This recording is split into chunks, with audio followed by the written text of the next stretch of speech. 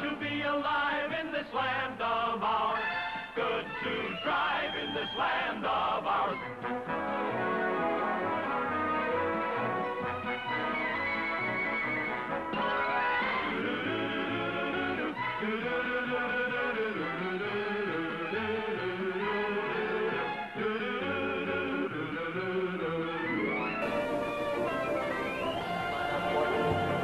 Hello, Canada hockey fans in the United States. The Hockey Time Machine.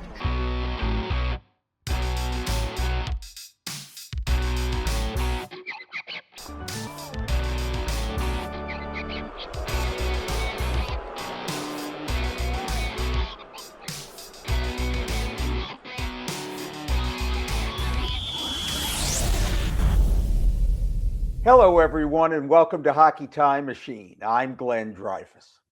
We're continuing our conversation with Hall of Fame referee Bill McCreary, who, along with our buddy Rob Simpson, has a new book out, Stories from Ice Level, A Great NHL Referee Tells All.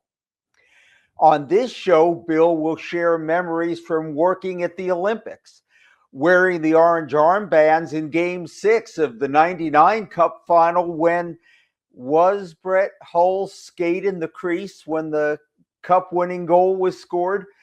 We'll hear from Bill about that and a whole lot more. To start us off, Bill is calling the game that would be the last for the great one, number 99. You actually held up the start of the third period of Wayne Gretzky's last game when he came to the officials' room to take a photo with you and the boys. Tell me about that. Well, Glenn, it's looking back on it now, it does bring a laugh to my face because I was working with Pat DiPuzzo and John Moran, and there's a great picture. We're in the hallway there. And they said to me, do you think we could get a picture with Wayne? You know him. And I said, well, we're not personal friends, but yeah, I know him. And here we are doing his last game, which I was totally honored, as were the two linesmen. And so I said, sure, I'll ask him. So I skated out on the ice in the first period.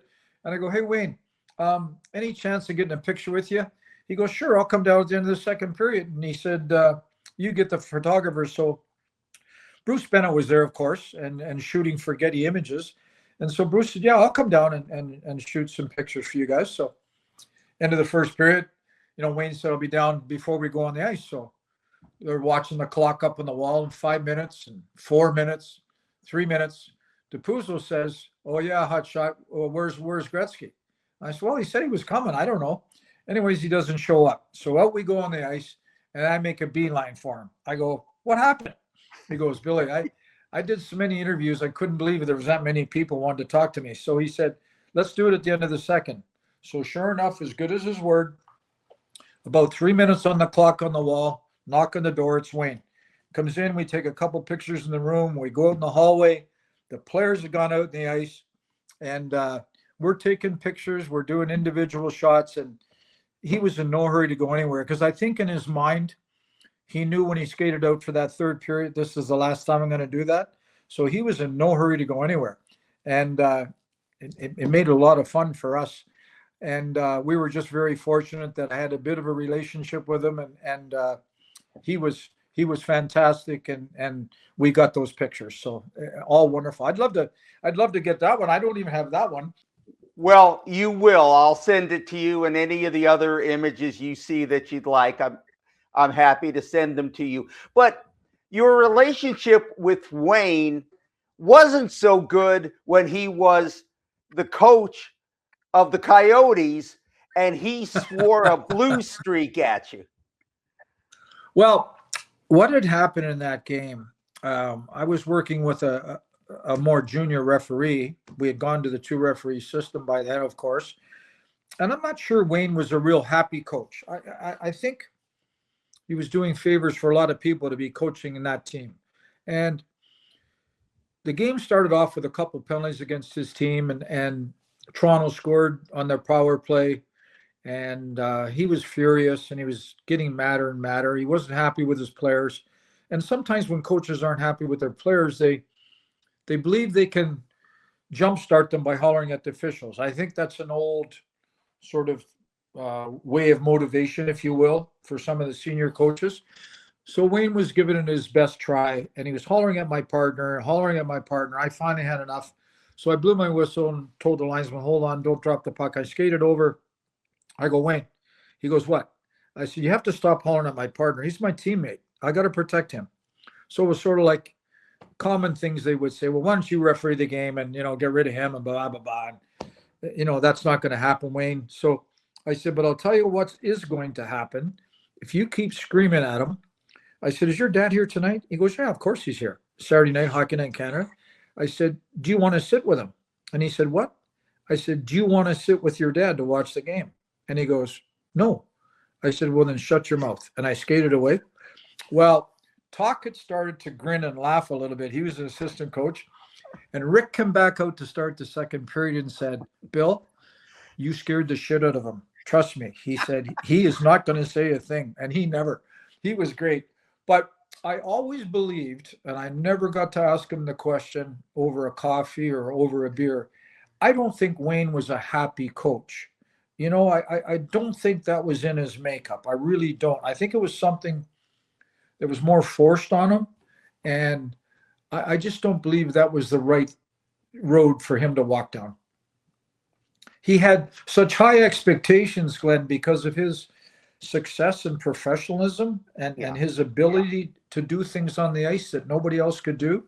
I think he thought all the other players should have that. And he had an unbelievable, uncanny sense of being able to distribute the puck to people who were open and not even look at them. It was an incredible experience to be on the ice with him for that many years. Great players in any sport don't usually make great coaches because they can't understand why everyone else can't do what they did. Exactly. No, and in Wayne's case, I think, Glenn, that is so accurate. I mean, he played with some really, really good players, but he also made those really, really good players better.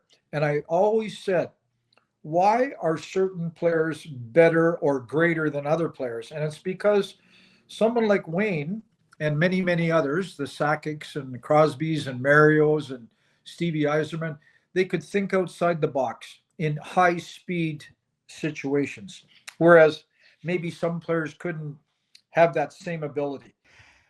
You mentioned earlier, and I want to circle back to the chants, McCreary, you suck. And it wasn't like today, ref, you suck. It was by name, and I think I know why. And so bear with me here. There was a British TV series in the 1960s that developed a cult following called The Prisoner. The spy character, number 6, Patrick McGowan, famously said, I am not a number. I am a free man. So maybe you see where I'm going with this. In 1995, the NHL took the names off the back of the official sweaters, leaving only the numbers. And Bill, you and your colleagues were not a number. Even your famous number 7, you were free men. Wasn't it a mistake to take the names off of the official sweaters? Well, Glenn, when Gary Bettman came to the National Hockey League in 1993, what a lot of people don't understand about Gary, he cared about people and he cared about us. We were part of his team. And when he saw our contract, he was embarrassed by what we were making. And he basically, in his first go around, we were going into a negotiation with him. He almost doubled our contracts, almost doubled our salaries. I thought I'd won the lottery. I think I jumped up to like $70,000. And I mean, it was like, wow, and that didn't mean he was going to do it every time, and nor did he. But I think Gary's motive to remove our names in his honesty and in his judgment was to protect us so that fans didn't chant McCreary, you suck. It would be like 7, you suck. You know what I mean? So, but in all honesty, the real hockey fan they still knew who you were. They still know who that guy was with the ugly black mustache. And I mean, so it, I, I don't know if it really helped, but in Gary's mind, he was protecting us. I've always respected him for that. The only place I'll slightly disagree with you is I do think that people enjoy seeing the third team. They enjoy seeing the umpires, the referees. You're part of the action. And maybe that isn't why you buy a ticket, but it wouldn't be the same without you. And I think it's humanizing the officials to give them names. Well, I can honestly say this, Glenn. As I became more senior and senior, I became a little more outspoken, especially in our meetings and so on. And Gary, again, I can always say this about him. He always showed up to our training camp. He always respected us. He always spoke to us about his expectations, about our successes from the year before. He always offered the time. He didn't run out the door. He always offered the time for a Q&A. And many years in a row, I would say, Mr. Bettman, is there any way we can get our names back? And of course, it's never happened, but I always asked. And I, like you, Glenn, I feel the guys should have their names. I think it is an identity. You should be proud of your surname. And I don't see the fans abusing that at all. Video review. Video technology is so much more advanced now, high definition.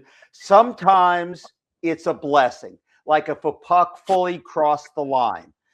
Other times, like offside review, wiping out a goal because a player was a millimeter over the blue line, I think is the biggest buzzkill in the sport. The players are celebrating, fans are going nuts. Now let's get out our iPads and pause for 5 minutes. So, Bill, how much video review is the right amount of video review?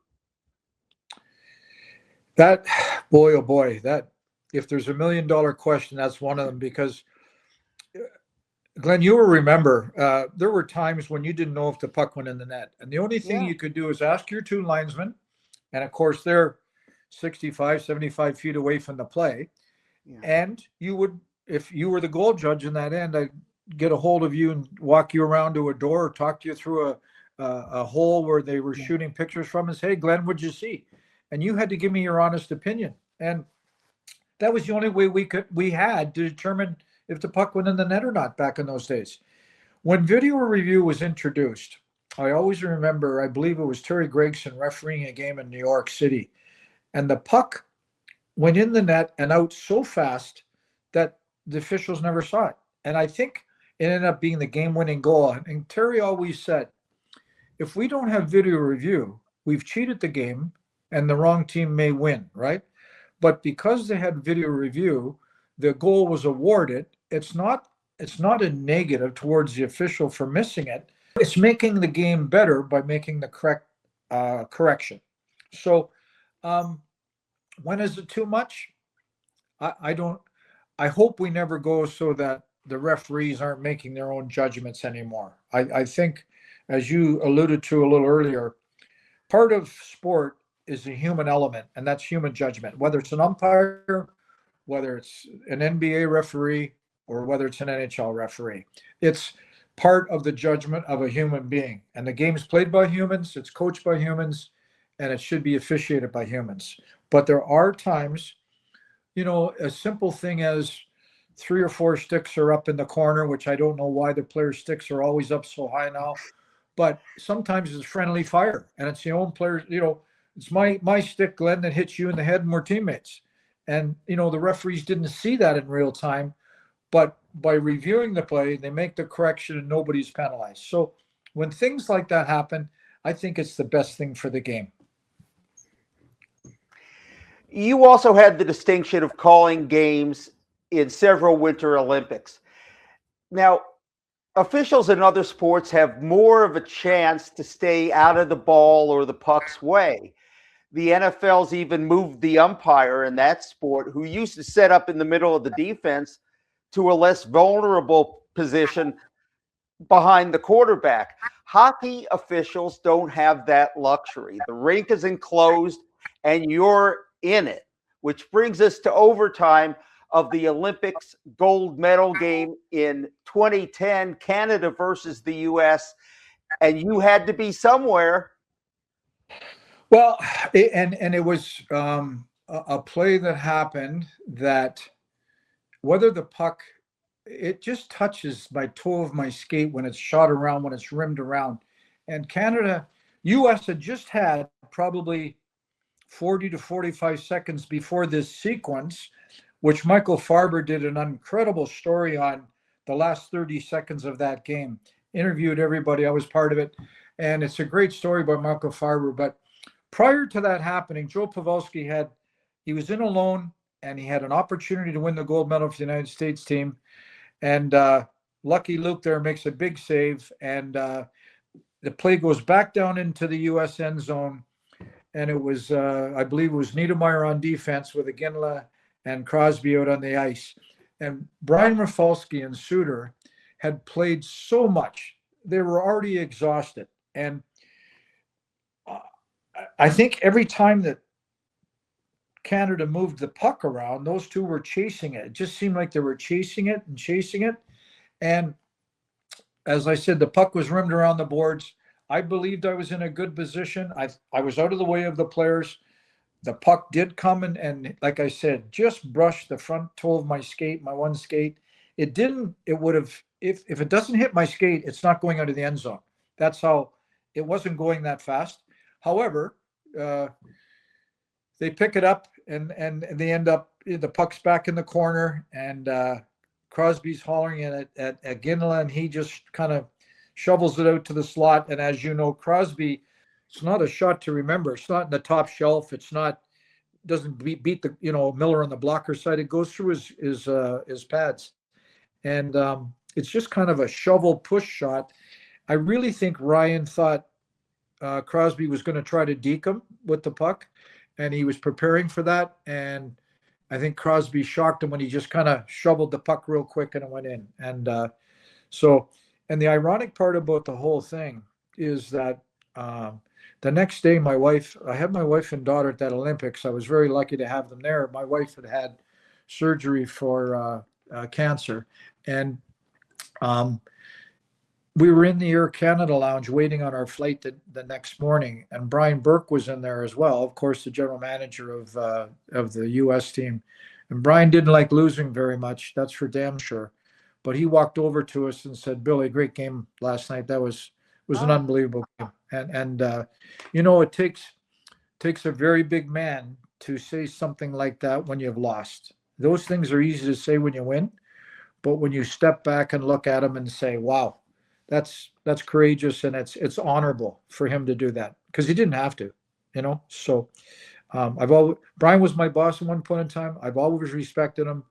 I've called him for information. I've called him for suggestions, called him just to talk to him. And I've always remained close to Brian. One other Olympic memory, and speaking of wives, are you and Janet Gretzky back on good terms? Oh boy. That was an unbelievable situation, Glenn. I really didn't know much about the IIHF and how they determined different things in a hockey game. And of course, we're going into a shootout to fast forward this story, and they flip a coin deciding who's going to shoot first. And then both linesmen take a piece of paper from the penalty box, skate over to one of the benches, and they get a list of players who have been selected to shoot. This is 1998 in Nagano, Japan. 1998. I really don't know what the hell's going on, to be honest with you. And Dominic Hasek skated over to me and said, "Billy, who's shooting? Is Gretzky shooting for Canada?" And I said, "Dominic, I don't know. I don't have the list." Anyway, he says, "We all know the famous picture. There's Wayne sitting on the bench after the shooters, and Marty Straka scores the only goal, and the Czechs win." Well, we're in this little workout facility that was provided to us back then, and the Canadian women, and I believe it was the U.S. women as well, were allowed to use these workout equipment. And Janet walked over to me and said, "Why wouldn't you let Wayne shoot?" And she was like mad at me. And I'm like, "Janet, I had no decision in the process. It wasn't up to me." And it was, she kind of just walked away from me in a, sort of in a huff and a gruff. And she didn't mean anything personal, but she would just, I guess in her heart thought it was me that didn't allow him to shoot. And of course, we all know it had nothing to do with the officials, and was a choice by the management and coach of the Canadian team. And we know the result. So that was the end of that story.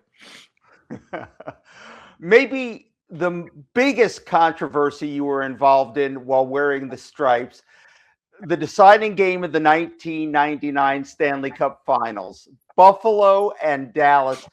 The league had instituted a no exceptions rule. If you're in the crease and you didn't carry the puck there, it's no goal if your team scores.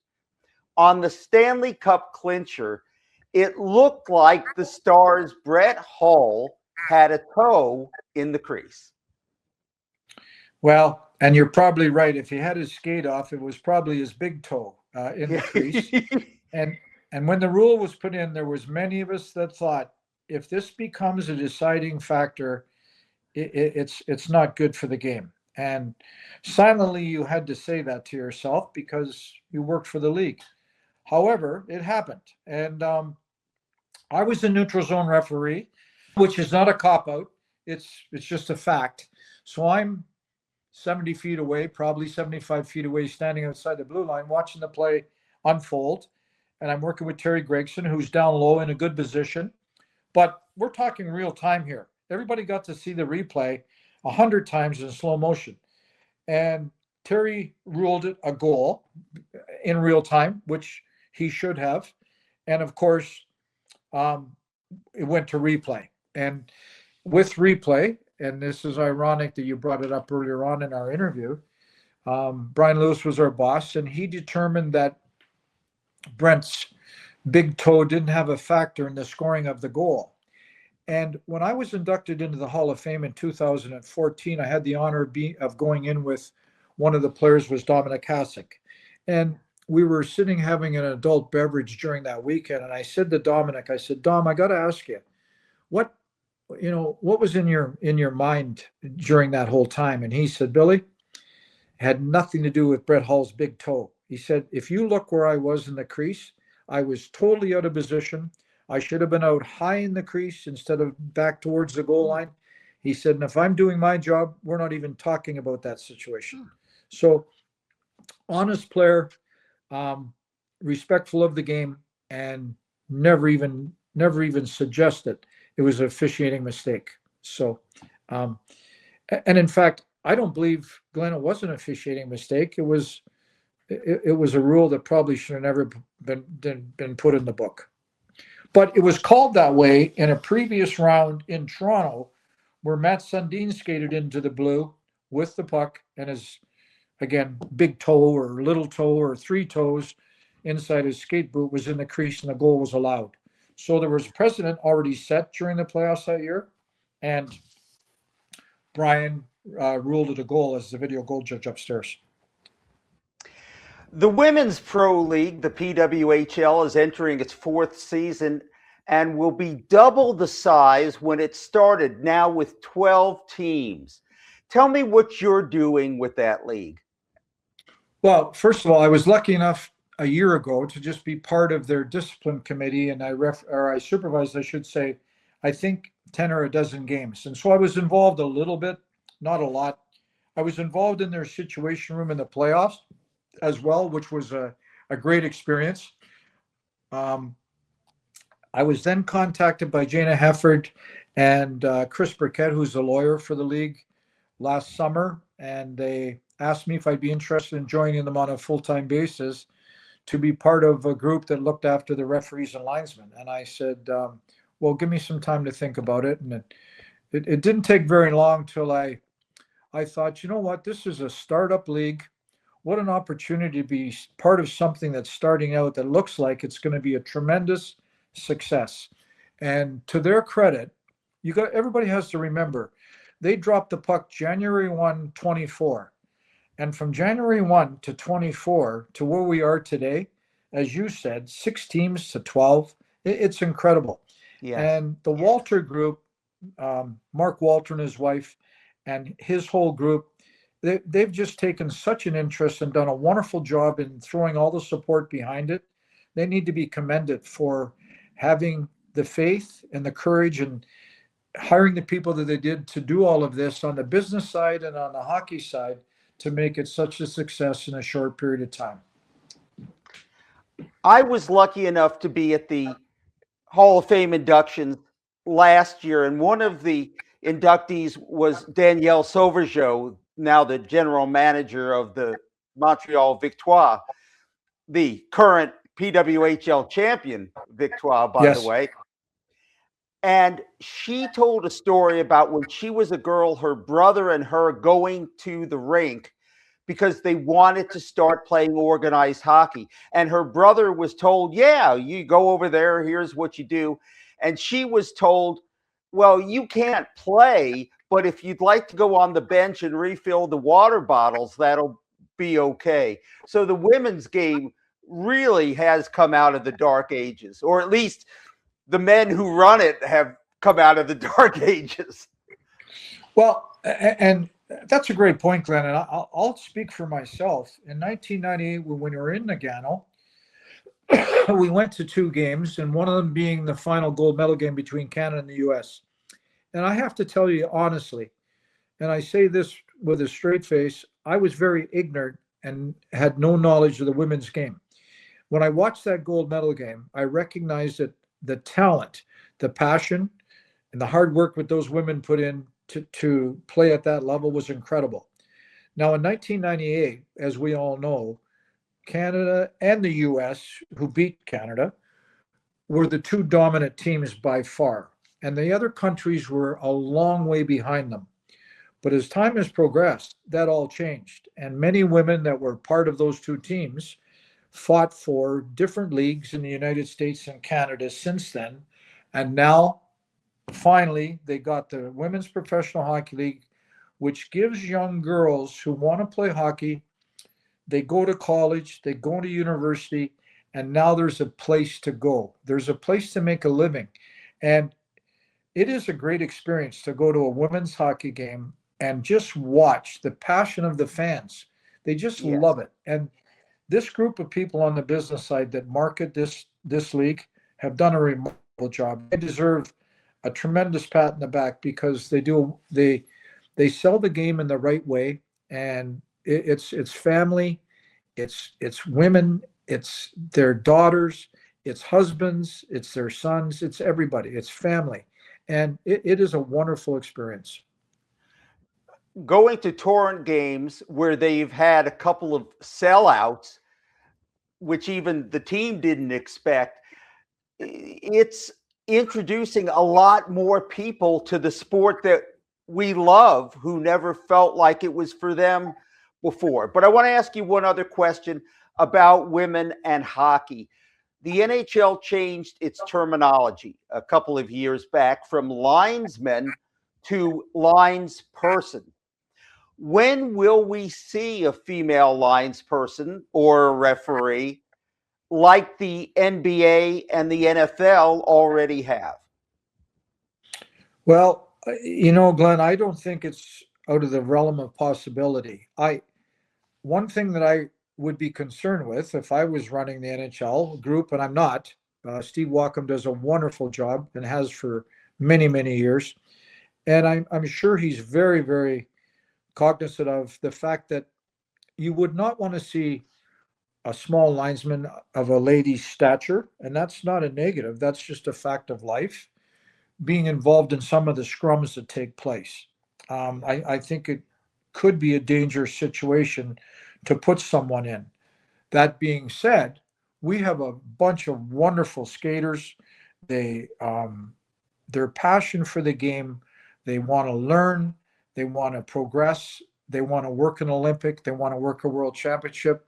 And of course, someday, I think you may see a woman referee in the National Hockey League, because referees don't get involved in the the shenanigans. They watch, they make judgments, and so I don't think it's out of the realm of a possibility that it could happen in the future. I want to close our conversation on some lighter notes, and I appreciate you spending as much time with us as you have.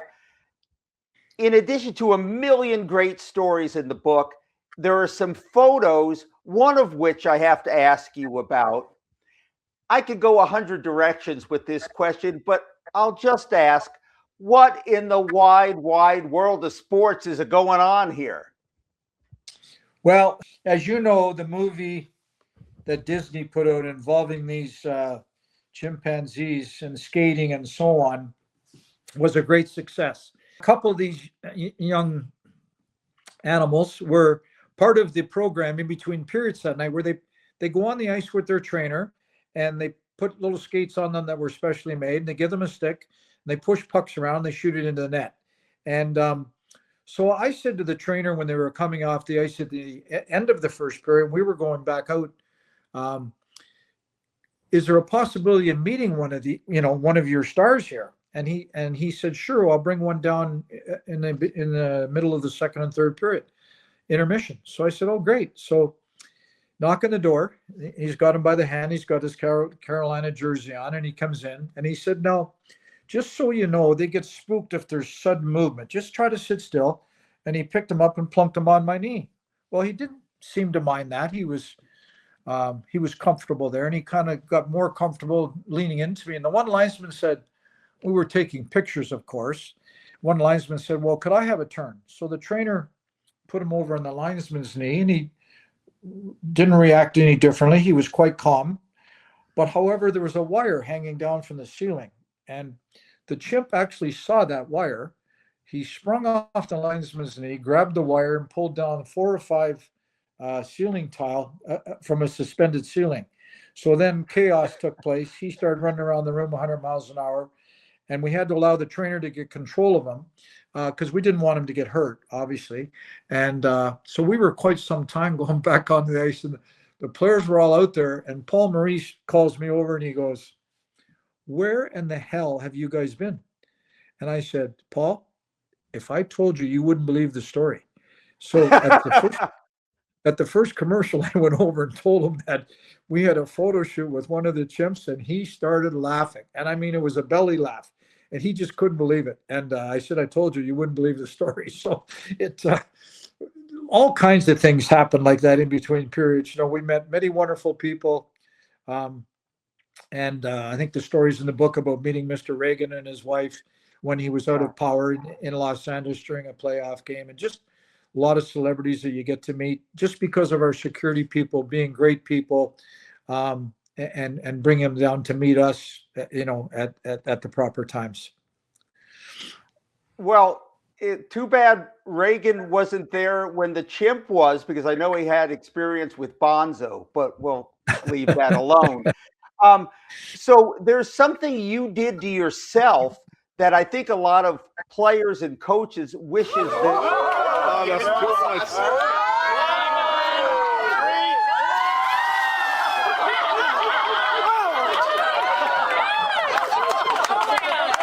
That's cool. It was a charity that was going on. That was a charity going on in Canada for, I'm just trying to think. I think it was MS at the time, and people would have someone dump a bucket of ice or water over them, and people would make donations. The ALS bucket challenge. Yeah, exactly. And so I said I would do it. It was at a friend's house. In fact, we were just there for dinner last night, my wife and I, and we had a bunch of people there, and it was successful. And you can see by the looks of me, I hadn't missed a meal for quite some time. And but of course, when anybody dumps a bucket of ice water over you, it's a bit shocking, even though you know it's going to happen. But my daughter wanted to have a referee's jersey on, and she refereed the situation. Yeah, well, we can definitely say Bill McCreary is all wet. All right, now you said something or did something at the beginning of that video that I want to show again. You had a trademark of the puck flip, and that was sending a message back home, right? Well, Glenn, when my daughter was 5 years old, she was diagnosed with having a stroke, and it was a big shock to my wife and I at the time, and very hard to accept. It wasn't obviously common in young children, and she spent quite a bit of time at Sick Kids Children's Hospital in Toronto. And when we were in the hospital with her, one night she said, "Dad, how are you going to say hi to me?" Because I used to stand at center ice and pull in my ear and touch my nose and my cheek like the baseball coaches do at third base, giving signals, right? And I was a little bit ridiculed for that because they said it, I probably shouldn't be doing it like I was. So I thought to myself, she loved watching hockey, and obviously born and raised in a hockey house. I said, what would happen, Melissa, if I flipped the puck? And that's the way I'm going to say hi to you when I'm off doing a game. And she thought that was great. So I started doing it, and I got asked about it a couple of times by different people. And when I told them why I was doing it, saying hi to my daughter, who had a stroke, they said, "You just keep doing it. That's fine." So I did it.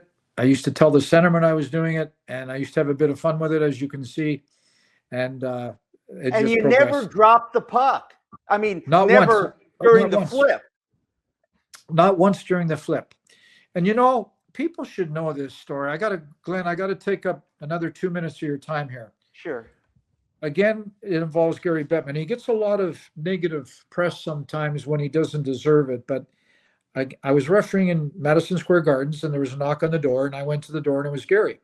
And he said, "Bill, I need to see you." And of course, I was known to have a bit of a potty mouth sometimes, so I thought maybe I was going to get a spanking or my wrist slapped or whatever. And we went out in the hallway, and he said to me with a very straight face, "What are you doing here?" And such an intelligent man, I thought, what a strange question. But he's the commissioner. I said, "Well, Gary, I'm doing my assignment." And he said, "But your daughter's in the hospital." And I thought, how did you find out? Because my wife and I are not the type of people to look for sympathy or people to hold our hands. We knew we would fight through it. And I said, "Yeah, you're right. She's in the hospital, but my wife is with her. She gets to stay right in the room with her. There's a fold down bed that she sleeps on. And so she's with her there all the time." And he said, "Where can you drive your car to from where you live to do an NHL game?" I said, "Well, I drive to Toronto. I drive to Detroit. I drive to Ottawa. I drive to Pittsburgh sometimes." He goes, "That's enough." He said, "That's where you're going to work. That's where you're going to do all your games until your daughter gets out of the hospital." And I said, "Gary, that's not necessary. I appreciate it." But, he goes, "You didn't hear me. That's where you're going to work until your daughter gets out of the hospital." And I've always liked to tell that story because it's so honest. And what a commissioner to have that cares about your family before he cares about the game. And people should know that about him. Wonderful person. Thank you for humanizing the commissioner. Next time you talk to Gary, tell him he should have Bettman on the back of his jacket, just like the officials should, and then we humanize all of you. Okay, who's in this photo? What's going on here? Well, that's my wife on the left, our daughter Melissa, and George McPhee, who was the general manager of Washington at the time. And it's my last game of my career. And we chose Washington because, as you mentioned in the beginning of this interview, I started there. And George presented me with a solid silver puck with an insignia on it of my last game in my career. And so it was a presentation. And ironically, George and I played 1 year of junior hockey together in Guelph, Ontario. And like I mentioned, George and my wife are first cousins. So it was a tremendous experience and a wonderful. George treated my family fantastic. Couldn't thank him enough for what he did for us. And it was a great evening. If you don't mind me asking, how is Melissa doing these days? She's doing great. married to a wonderful person. I live in Hamilton, Ontario, which is about 2.5 hours from where we live. And we're trying to move closer to Glen in the near future. But we have a wonderful, I think he's 28 months old now, grandson. And just, he's a little hellion at his age and just a great little guy. And we can't wait to see him again. And Melissa's doing fantastic. And thank you for asking. Well, we started with the McCreary family and we'll end with the McCreary family. This will be my last question. Your co-author, our buddy Rob Simpson, he said the two of you had dozens of conversations. So here's my last question. Which was more taxing, overtime of a Stanley Cup final or having to spend that much time with Simmer? First of all, Simmer's a great guy. It was a lot easier to referee Game 7. I'm just joking. Actually, Rob deserves 90% of the credit for this book. He took the time to travel, obviously, to my home here, and I'm sitting in the office. That's in the backyard of our home, which overlooks a golf course.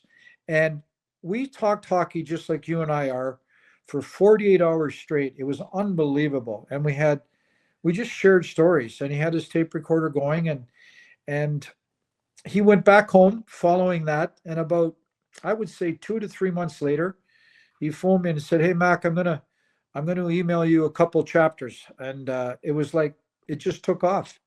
And he would give me a couple ideas of people to get a hold of, and I would research their numbers and, call the people. And there wasn't one person that said, "No, I don't want to help you, Bill." Everybody was more than accommodating. Obviously, you can't have everybody in the book like you'd like to, but I thank everyone for doing what they did. It obviously helps the book to have people with credibility like that took the time to be part of it, and I appreciate that. The book is Stories from Ice Level. A great NHL referee tells all. Rob Simpson with Bill McCreary. Pick it up. This book is like eating a bowl of potato chips. You can't read just one. Great story after great story. And Bill, we kept you longer than we promised we would. We lied because it was so entertaining having you. Thank you so much for spending the time. Well, Glenn, I can only say thank you for your professionalism, your research. It was an honor to be part of your show, and I really appreciate the time that you took to do everything to be prepared with such great questions for myself. Well, Bill, it was a lot of fun and a lot of insight, and many continued years of success, and maybe we'll get to see you around Climate Pledge Arena one of these days when you're taking in a Torrent game or supervising the officials. But continued success, and everybody go buy the book Ice Level. We just scratched the surface. You may think we told a lot of stories, and Bill did, but we just scratched the surface. I got pages and pages of questions we didn't even get to. So go get the book. Bill, thank you very much. Thank you, Glenn.